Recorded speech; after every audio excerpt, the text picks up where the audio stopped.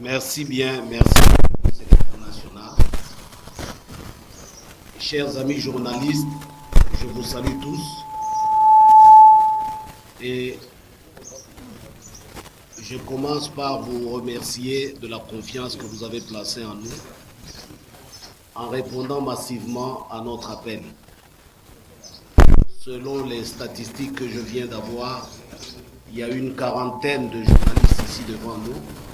C'est une très bonne chose en ce qui nous concerne.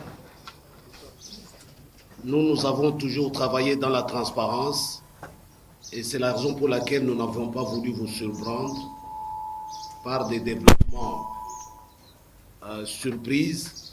Nous avons pris soin de vous remettre un document de 15 pages qui retrace la politique de notre pays. Je ne sais pas si partout où vous allez, on vous soumet au même régime, au même traitement. Vous avez devant vous le raisonnement que nous avons mené comme une épaisse le peuple pour pouvoir vous appeler ici et vous livrer ce que nous pensons sur notre pays. Pour rappel, vous savez que nous vous avions alerté, vous Congolais, sur le caractère du processus électoral. Beaucoup d'entre vous nous qualifiez de voter. Nous avions prévenu sans embâche, ici même, et même dans certaines radios qui sont représentées ici, que ce processus électoral a mené le pays tout droit vers le désordre. Le désordre. Beaucoup d'entre vous ne nous ont pas et espérez que vous avez un pays qui va avancer. Ce n'est pas possible. Et donc aujourd'hui, nous n'allons pas nous contenter que vous nous jetiez des fleurs parce que nous vous avions prévenu que le processus était mauvais. Nous avons décidé d'aller au-delà.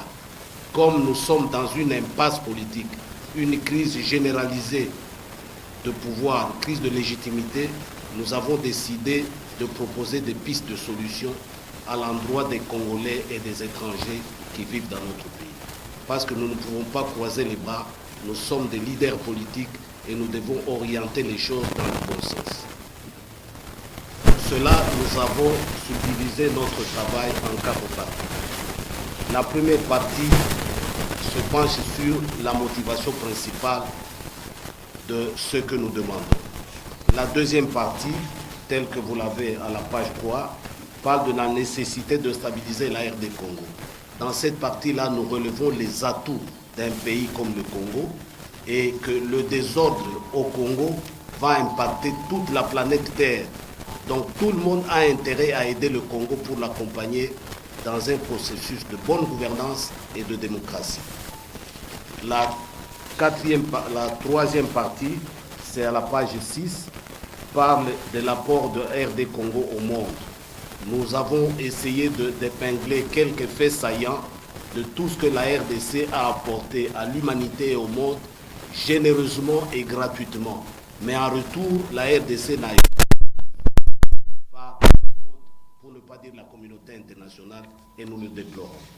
La quatrième et dernière partie, après avoir relevé tout cela, nous parlons des pistes de solutions. Ces pistes de solutions s'articulent autour d'une chose simple. Nous sommes dans une crise de légitimité de pouvoir. Et c'est une crise généralisée. Et donc, il faut sortir de cette crise de légitimité de pouvoir autour d'une table. On ne va pas prendre les armes pour cela. On ne peut pas faire comme en 2006 et en 2011, gouverner par défi parce que ça ne marchera pas, ça ne peut pas marcher, d'expérience d'ailleurs. Et donc nous disons qu'il faut que nous nous retrouvions, nous Congolais, autour d'une table pour pouvoir nous regarder dans les yeux et trouver des pistes de solutions. L'ossature de notre solution est très simple. Avant d'y arriver, vous avez vu ce que nous avons proposé. un contentieux électoral oppose des acteurs politiques. Donc il faut ramener ces acteurs politiques autour d'une table et trouver une solution idoine. Nous n'avons pas eu des élections libres, démocratiques et transparentes dans notre pays. Même si certains parlent de passation pacifique du pouvoir, les Américains en tête, mais allez au cimetière, vous trouverez une passation pacifique du pouvoir dans les cimetières, si c'est ce que vous voulez. C'est incroyable qu'on nous parle de passation pacifique du pouvoir dans un pays qui doit cheminer vers la démocratie et la bonne gouvernance et s'arrêter là. Et s'arrêter là. C'est pour cela que nous avons dit il faut que tous les acteurs politiques et la communauté internationale doivent jouer ce rôle-là, d'amener tout le monde autour de la table pour décider d'une période de transition au cours de laquelle toutes les conditions seront réunies pour pouvoir organiser réellement des élections libres, démocratiques et transparentes. Parce que ces conditions n'ont jamais été réunies depuis Sun City en 2002. Et celui qui vous parle a été un acteur principal à Sun City. Et donc, le fait de n'avoir pas respecté les préalables, ça nous colle à la peau et nous avons tous ces impasses-là que nous traînons jusqu'à aujourd'hui. Donc, nous devons réunir toutes ces conditions-là dans une période qui ne doit pas excéder 3 ans, 36 mois. Et cette période-là va nous servir donc à réunir ces conditions.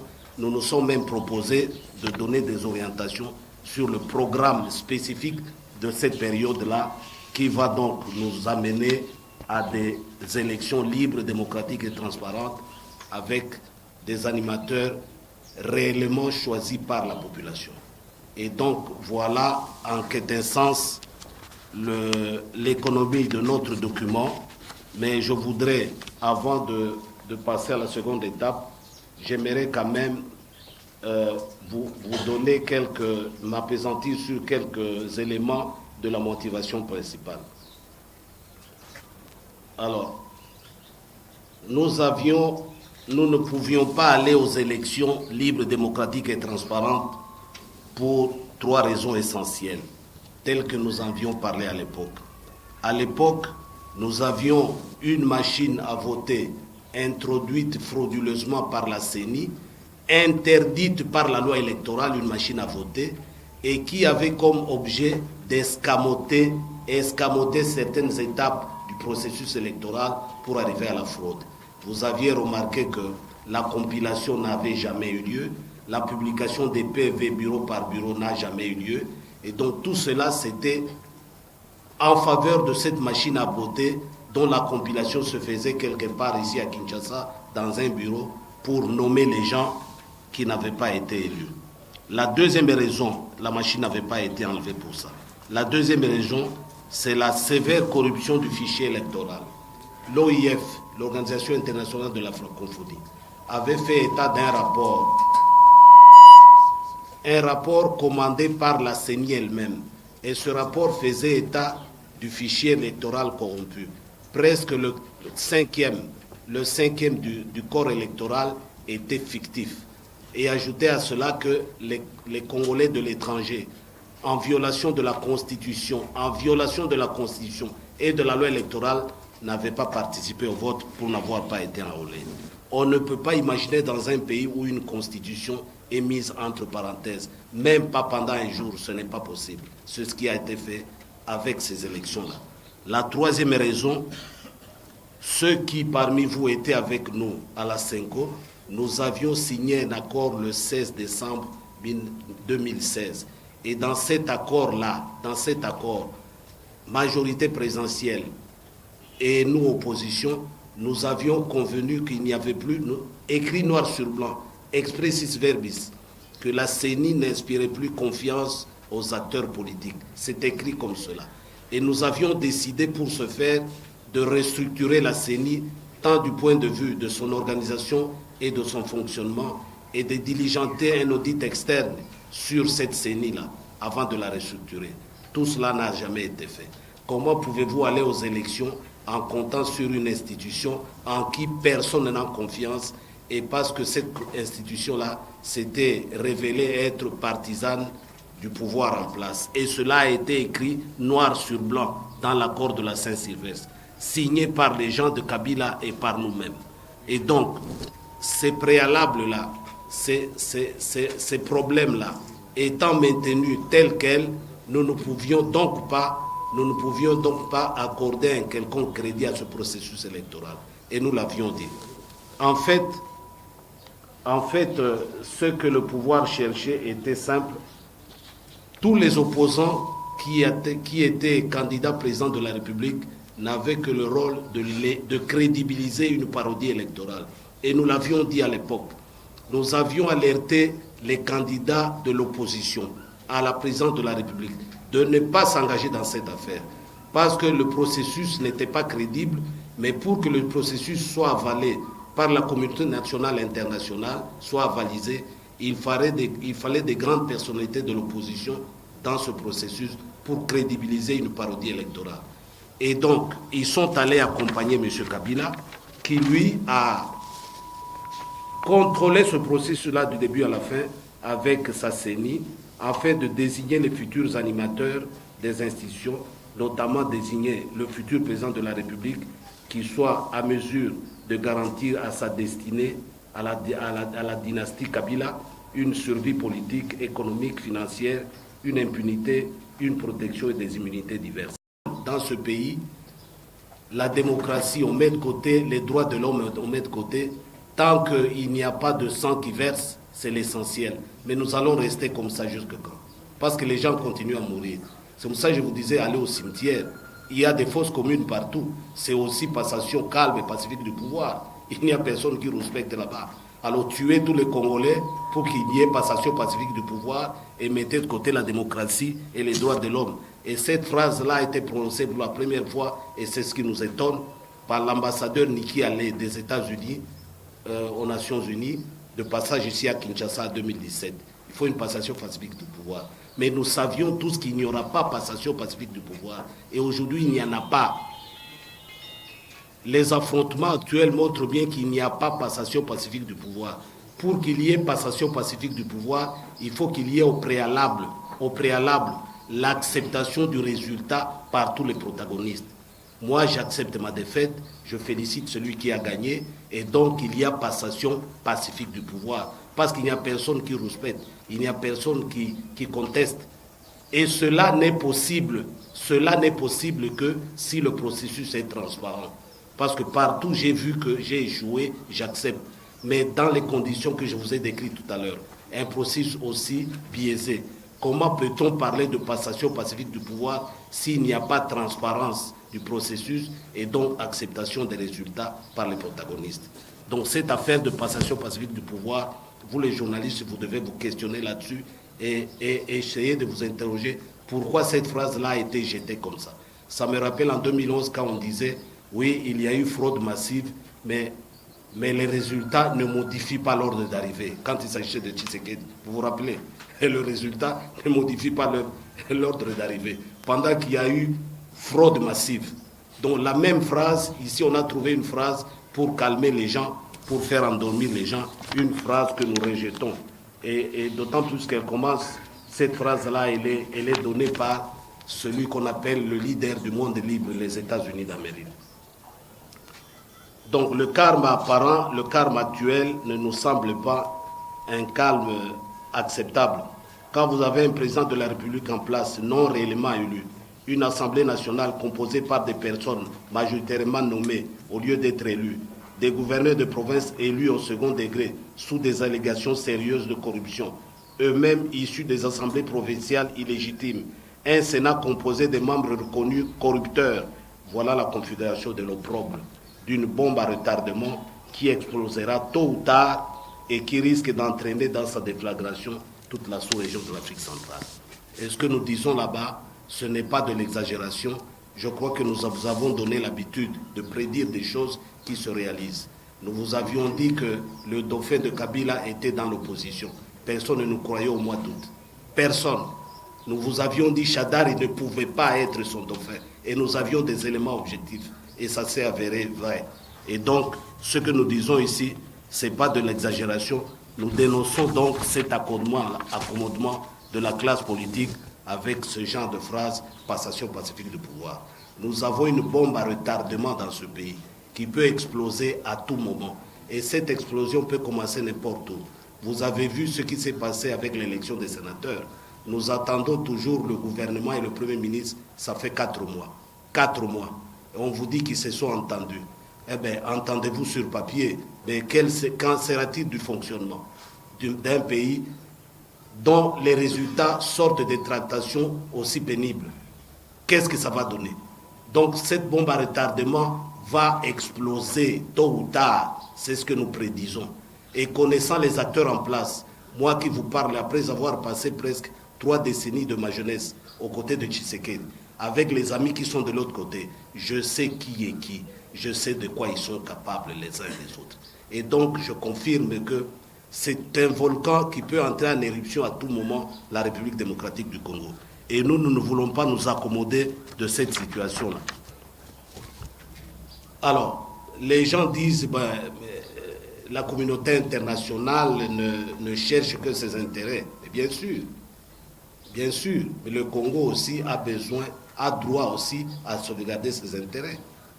Parce qu'il y a 80 millions d'âmes au Congo qui vivent, qui ont droit aussi à la liberté, à la démocratie, aux droits de l'homme. Et à une vraie démocratie, pas une parodie. Et nous relevons dans ce deuxième paragraphe, de ce deuxième chapitre, les atouts du Congo. Vous savez, une fois je vous avais dit ici, vous journalistes, soyez candidat président au Bénin ou au Togo, à la limite ça n'intéresse personne. À la limite ça n'intéresse personne. Mais quand vous vous portez candidat au Congo, vous devez savoir, vous candidats, par Kabila. Je n'ai jamais reçu l'argent de Kabila. Mais combien peuvent-ils le dire au niveau de la classe politique? Combien d'entre nous? En dehors de Moubaki, qui peut le dire? Moi, je n'ai jamais reçu un seul franc de Kabila, de la dynastie Kabila. Qui peut le dire en dehors de moi? Et ces gens-là sont en face d'une population abandonnée à elle-même, que ces gens-là font balloter à gauche, à droite, pour dire suivez-moi opposant, alors que ce sont des collaborateurs et des accompagnateurs de la dynastie Kabila. Combien peuvent parler comme Moubaki aujourd'hui? Combien dans la classe politique? Alors comment voulez-vous que cette population-là soit orientée au moment où des leaders sont déjà corrompus et tordus tels qu'ils le sont aujourd'hui? Même l'Église catholique s'est butée à ce problème-là.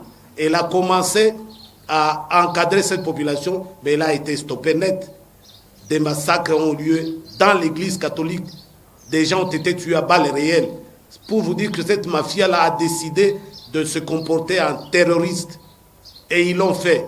Qu'est-ce que la communauté internationale a fait? Rien du tout. Rien du tout. Alors, la conséquence de cette affaire, c'est quoi? Quand 80 millions d'habitants, et peut-être plus, se rendent compte que les élections ne servent plus à rien, vous imaginez les conséquences? Quand la population se rend compte que pour chasser une dictature, les élections ne servent à rien, vous imaginez ce à quoi les gens vont s'adonner? Vous voyez les conséquences de cette affaire-là? Et nous sommes dans cette étape-là maintenant, où les gens se disent à quoi servent les élections. Mais s'ils doivent résoudre leurs problèmes politiques, leurs problèmes existentialistes, comment vont-ils se comporter? Maintenant, on voit les Kuluna. C'est le bas étage de cette déviation-là. Mais après les Kuluna, nous allons assister à quoi? Les gens croient que le Kuluna, c'est un phénomène qui va s'arrêter là-bas. Les Kuluna peuvent s'amplifier en autre chose. Parce qu'il n'y a pas d'autre solution. Alors les gens vont faire quoi? Les gens ne vont pas croiser les bras.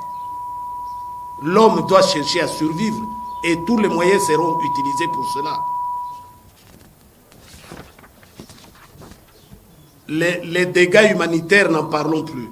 Nous sommes le seul pays au monde où nous avons 4,5 millions d'habitants déplacés internes. 4,5 millions qui sont des réfugiés internes. Ça veut dire 3 pays africains. Je ne vais pas citer ces pays-là.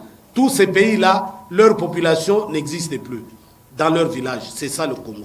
7,5 millions qui sont reconnus, frappés par une aide humanitaire, un besoin humanitaire sévère. C'est ça les Nations Unies qui nous disent ça. C'est quel pays ça? Comment vous allez avancer avec ce pays-là? Vous ne pouvez pas avancer, vous êtes dans une illusion. Vous ne pouvez pas avancer tant que vous ne réglez pas ces situations-là. C'est une illusion. Et cette barbarie-là ne s'arrête pas. plus de 100, 150, je ne sais plus, je vous ai mis le Genève, chaque jour. Ça, c'est quel pays, ça? Comment vous pouvez dire, je suis président d'un tel pays et je vais avancer? Vous n'avancerez pas. Vous êtes dans une illusion. Vous et vos partenaires, vous êtes dans une illusion. Et nous, nous disons, il faut arrêter cela. Le Congo a beaucoup apporté au monde. C'est nous, les Congolais, qui avons ouvert nos portes aux Rwandais, aux Ougandais, aux Burundais, à la demande de la communauté internationale, pour leur éviter la débandade suite au génocide chez eux. Il n'y a eu aucun Congolais, vous entendez, aucun Congolais qui a été reconnu auteur du génocide au Rwanda. C'était les Rwandais entre eux. Aujourd'hui, le Rwanda est libre, l'Ouganda est libre, le Burundi est libre et le Congo est en guerre. Pourquoi cela? Le Livre national de suivi de Nairobi, leur rôle c'est quoi? Ils créent une rébellion. Alors, après quelques mois, il faut des cessations de Tembo. Vous ne vaincrez jamais les fameux Adefnalu parce qu'il n'y a pas d'Adefnalu. Il n'y a jamais eu d'Adefnalu. Et nous pouvons le démontrer ici. Donc, une rébellion créée, avec une guerre créée, et comme solution, mettez-vous ensemble, bras. Et ça continue. Et ça continue. Et vous dites que vous êtes dirigé, vous avez des responsables dans ce pays. Il n'y a pas de responsables. Ça, c'est ceux qui étaient là, ceux qui viennent dire non, nous effaçons tout, nous recommençons à zéro. Ça veut dire quoi, ça? Effacer tout, ça veut dire quoi? Moi, je veux comprendre ça. Effacer tout, une fosse commune, effacer tout, ça veut dire quoi? Faire ressusciter tous les cadavres qui sont là-bas et ils repartent dans leur village. Effacer tout, ça veut dire quoi? Laisser les voleurs circuler, laisser les voleurs, les assassins s'amuser, effacer tout. Ça veut dire quoi, ça? Quel est ce pays qui peut se développer sans justice, sans paix, sans justice, sans réparation? Où avez-vous déjà vu ça? Même la guerre mondiale, la deuxième guerre mondiale qu'on a évoquée, oh, les Français et les Allemands s'entendent. Oui, mais il y a eu Nuremberg. Il y a eu le procès de Nuremberg après la guerre 40-45. Et aujourd'hui, les assassins du Nuremberg aujourd'hui sont pourchassés à travers le monde. Même à 89 ans, on l'attrape, on le condamne à mort. Ça, on ne sait pas ça. Ça, on ne sait pas ça. C'est hallucinant, le monde dans lequel nous vivons aujourd'hui. Et donc, le Congo a tout fait pour le monde. Le Congo a donné au monde, en 40-45, l'uranium qui a permis aux Alliés de donner l'image actuelle du monde. Posez-vous la question de savoir si l'uranium de Tchinkolov n'avait pas été volé et donné aux Alliés, quelle serait la face du monde aujourd'hui? Quelle serait la face du monde? Pourquoi? Je venais de lire encore, je vous ai mentionné ça, le Congo avait porté plainte contre le Rwanda, l'Ouganda et le Burundi auprès de l'Union africaine. L'Union africaine a qualifié dans sa déclaration ces trois pays des pays occupants. Occupants. Donc quand certains Congolais parlent d'occupation, ils n'ont pas tort. Pays occupants. Et des résolutions ont été prises pour que les responsables soient traduits en justice. Rien n'a été fait. Au contraire, on dit ce qui se passe dans notre pays, ce sont les effets collatéraux. Effets collatéraux. Vous êtes Congolais ou vous êtes étranger quand vous affirmez des choses comme ça. Des armées régulières de ces pays-là rentrent chez nous. Vous parlez d'effets collatéraux. Comment quelqu'un peut aller jusqu'à oublier, à fermer les yeux devant des évidences comme ça? Le corps de Tshisekedi doit saigner dans la tombe là où il est, s'il aura une tombe un jour. Alors nous disons devant toutes ces injustices-là, nous les Congolais, nous ne devons pas croiser les bras. Nous devons maintenant nous prendre en charge et proposer des solutions. C'est comme ça que nous en appelons à l'obligation de la communauté internationale de se mettre debout et d'aider le Congo. Parce que le Congo a tout fait pour la communauté internationale. La communauté internationale n'a rien fait jusqu'à présent pour le Congo, à part lui créer des misères, des misères. Donc cette communauté internationale ne va pas attendre la radicalisation, l'extrémisme des Congolais. Cette communauté internationale doit maintenant prendre ses responsabilités. En faisant quoi? En ramenant tous ces acteurs politiques qui sont dans leur giron autour d'une table, dans ce que nous appelons une conférence internationale de sortie de crise. Nous sommes dans une crise de légitimité de pouvoir généralisée. Que les gens ne vous trompent pas. Il n'y a pas de calme. C'est le calme avant la tempête. Nous sommes dans une crise de généralisée du pouvoir. Il faut que les gens ouvrent les yeux et trouvent une solution rapidement autour d'une table. Et nous en appelons donc à la communauté internationale de nous aider. Nous avons édicté ici certains principes républicains qui doivent guider les Congolais autour de la table. Nous demandons à ce que toutes les institutions illégitimes d'ailleurs soient déclarées comme telles obsolètes. Il faut que dans une période de 3 ans, on met en place une administration neutre, des institutions avec des animateurs à nommer neutres jusque dans la territoriale, organiser les élections et mettre en place un programme minimum pendant cette période-là. Et nous pensons que pour réunir ces gens-là, nous faisons appel dans un premier groupe, le groupe des gens qui ont accompagné Kabila pour crédibiliser sa parodie électorale, c'est le CACH, c'est le Lamouka, c'est le FCC, ils vont envoyer leurs délégués. Le deuxième groupe, c'est ceux qui ont fustigé ce processus électoral et ils vous l'ont dit à l'époque et ils vous ont alerté pour ne pas encourager cette parodie-là. C'est la coalition que nous-mêmes nous dirigeons, c'est la coalition que le professeur Mokonda Bonza dirige, c'est la coalition des Congolais de l'étranger avec M. Damien Kalura, c'est la coalition composée du gouvernement de la diaspora de l'étranger avec Justine Kassaboubou, et c'est la coalition de la résistance organisée autour de Apareko de Honoré Ngbanda. Le groupe C, c'est la société civile, c'est le CLC, le comité laïque de coordination qui s'est illustré par des prises de position patriotiques, et le groupe D, ce sont des personnalités qui se sont illustrées par leur prise de position sur la débâcle programmée de la RD Congo.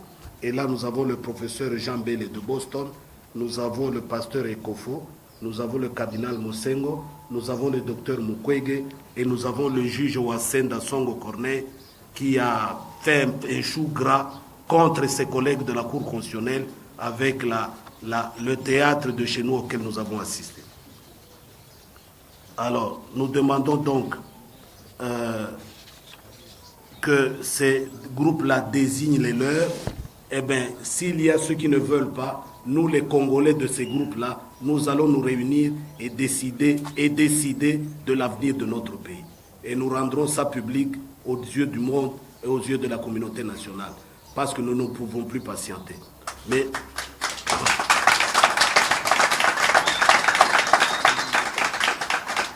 nous avons quand même pris quelques précautions.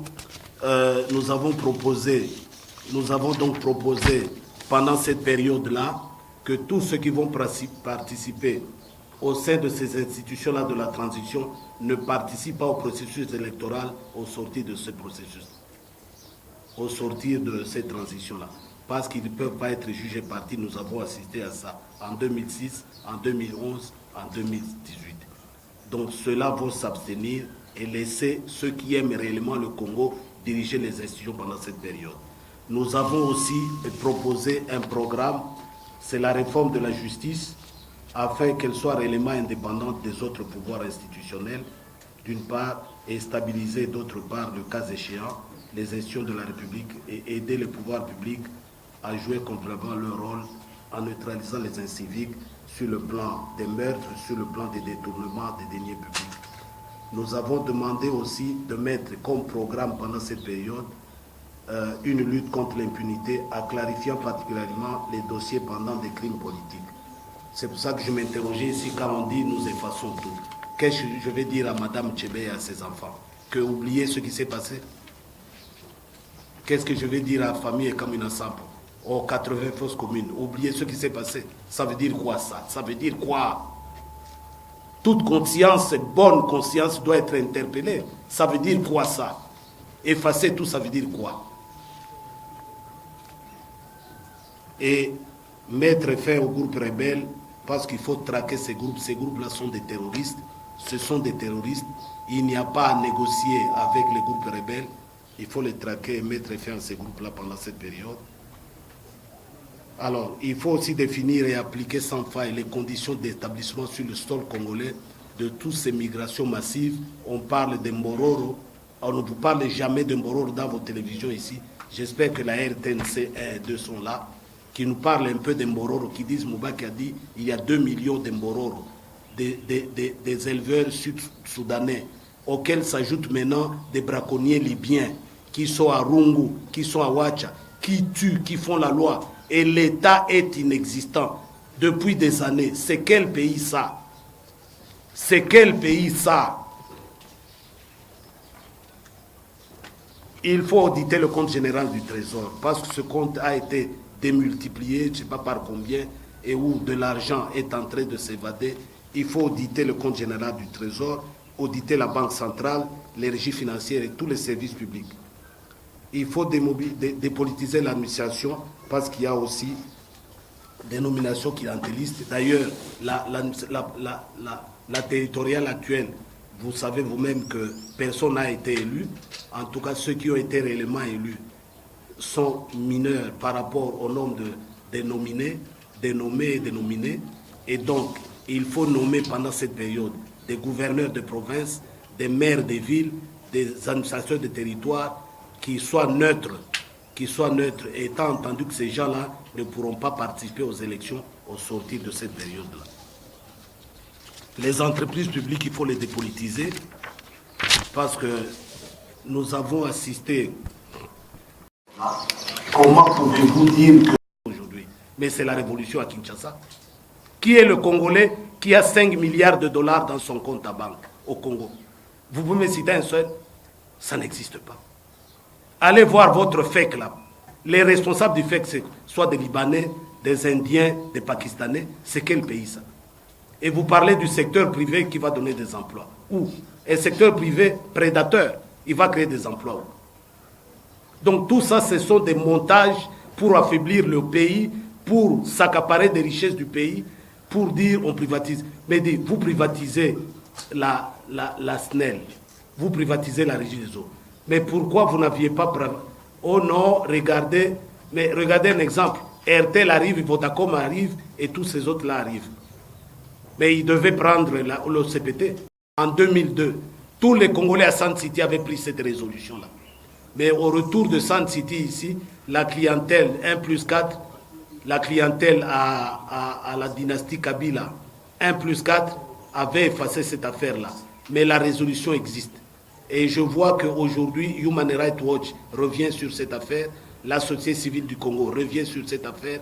Nous avons tous les éléments constitutifs qui justifient donc la mise sur pied de ce tribunal-là. Il faut que ce tribunal arrive, c'est le point 4.8.6 à la dernière page.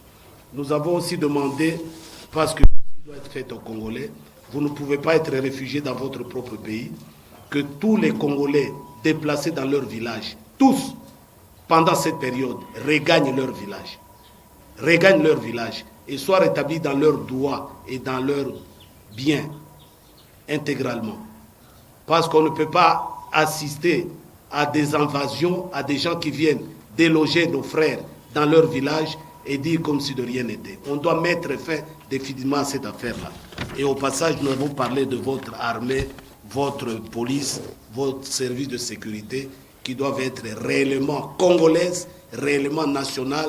Il faut enlever toutes ces histoires de mixage et de brassage qui ont affaibli le Congo et qui ont démontré leur incapacité à Beni, à Butembo, à Lubero, au sud Kivu, au nord Katanga, un peu partout, où l'armée congolaise doit défendre le territoire national. Voilà, mes amis de la presse, j'ai essayé d'être un peu plus détaillant parce que vous n'avez pas eu le temps, certainement, de pénétrer ce document-là. Et ce document engage l'UDPS, le peuple.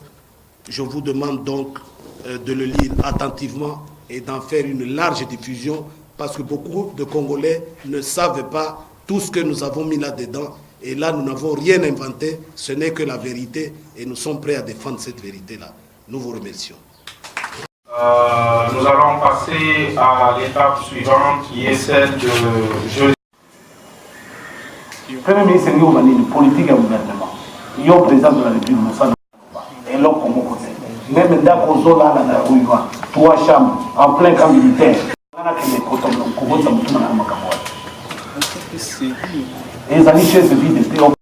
Qui va réunir toutes les conditions avant d'aller cette fois-ci aux élections libres, démocratiques et transparentes. Parce que celles-ci n'ont été qu'une parodie électorale de M. Kabila et Nanga.